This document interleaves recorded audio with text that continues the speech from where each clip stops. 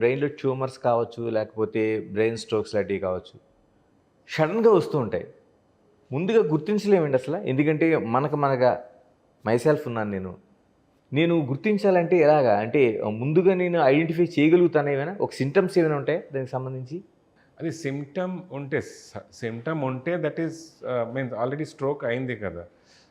Means sudden ఫేస్‌లో తిమ్మిరి అయితే, అలా సడన్ వీక్‌నెస్ అయితే, హ్మ్. ఓకే. సడన్‌లీ ఐ సైట్‌లో విజన్ తగ్గిపోతే, ఆహ్, అది మీన్స్ స్ట్రోక్ లాగా.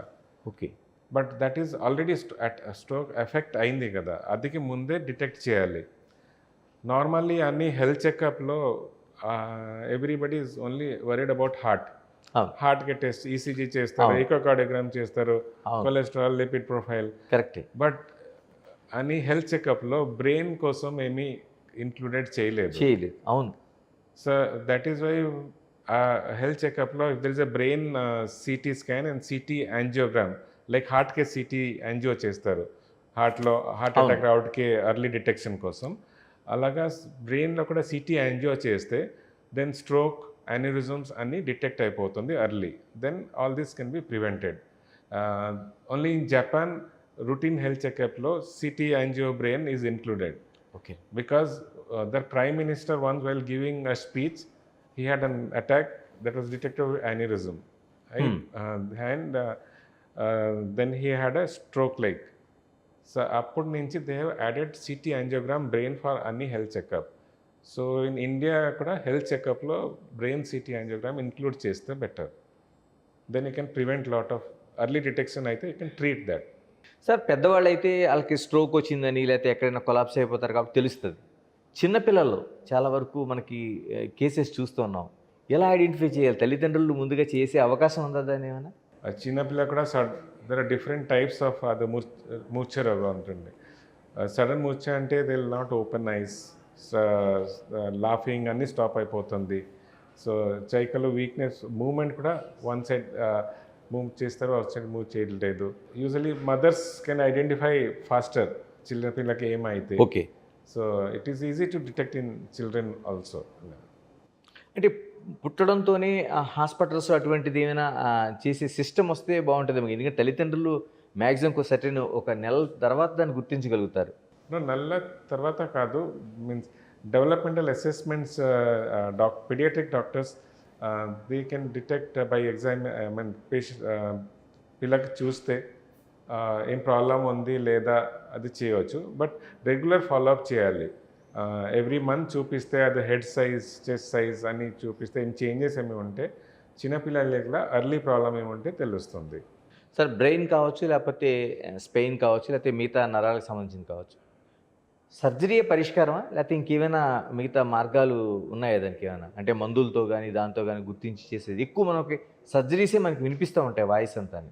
అలాగే లేదు. Means if brain tumor if you take, hmm. Brain ట్యూమర్‌తో with MRI we can know whether it's 90% whether cancerous or non cancerous can తెలుస్తుంది. Then size ప్రకారం అదికి వితౌట్ సర్జరీ ట్రీట్మెంట్ కూడా ఉంది. Hmm. If is less then 2.5 centimeter, 3 centimeter size ఉంటే and scan ప్రకారం cancer లాగా కనపట్లేదంటే then gamma knife surgery treatment చేయొచ్చు. గామా నైఫ్ అంటే 1 డే రేడియేషన్ ట్రీట్మెంట్. అందుకే వితౌట్ ఎనీ ఇన్సిజన్ ఎనీథింగ్ ఏం అవసరం లేదు. ఓన్లీ 1 డే రేడియేషన్ ఇచ్చేస్తే అది క్యూర్ అవుతుంది. సో అన్ని పేషెంట్స్‌కి సర్జరీ అవసరం లేదు. ఓకేనండి. అండ్ అండ్ సమ్ పేషెంట్స్‌కి ఇన్ఫెక్షన్‌తో కూడా గడ్డ వస్తుంది. లైక్ టీబీ ఇన్ఫెక్షన్‌లో రావచ్చు. బ్యాక్టీరియల్ పస్ కూడా రావచ్చు బ్రెయిన్‌లో.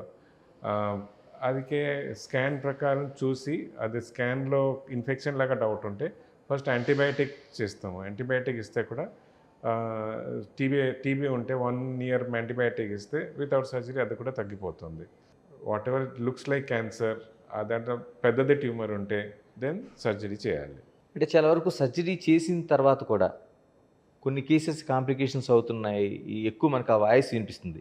అంటే ఎంత పర్సెంటేజ్ మనకి సర్జరీస్ తర్వాత అంటే బ్రెయిన్ కావచ్చు, లేకపోతే స్పెయిన్ కావచ్చు ఇటువంటి ఎందుకంటే క్రిటికల్ సంబంధించింది ఇవి.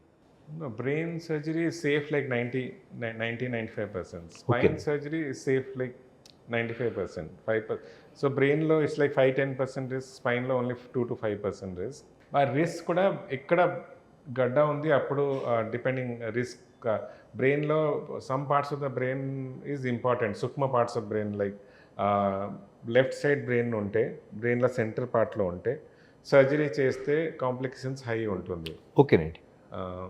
బట్ బ్రెయిన్ ఫ్రంట్లో ఉంటే ఆర్ బ్యాక్లో ఉంటే కాంప్లికేషన్స్ లెస్ ఉంటుంది. అంటే ముందు కానీ వెనక కానీ ఉంటే కాంప్లికేషన్స్ తక్కువ ఉంటాయి. సెంట్రల్ పార్ట్ ఈ సెంటర్ పార్ట్లో ఉంటే ఆ బ్రెయిన్లో సెంటర్లో ఉంటే కాంప్లికేషన్స్ హయ్యర్ ఉంటుంది. ఓకే. సో ఆ కోసం every brain tumour is not same.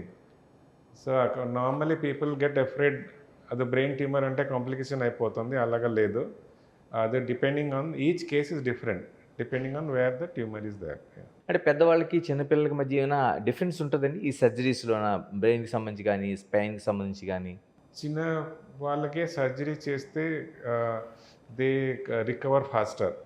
Okay. ఏమి కాంప్లికేషన్ అయితే కూడా ఆ వీక్నెస్ కూడా తొందరగా రికవర్ అయిపోతుంది చిన్న వాళ్ళకి. బట్ పెద్దవాళ్ళకి అంటే ఏం ప్రాబ్లం అయితే రికవరీ లేట్ అవుతుంది.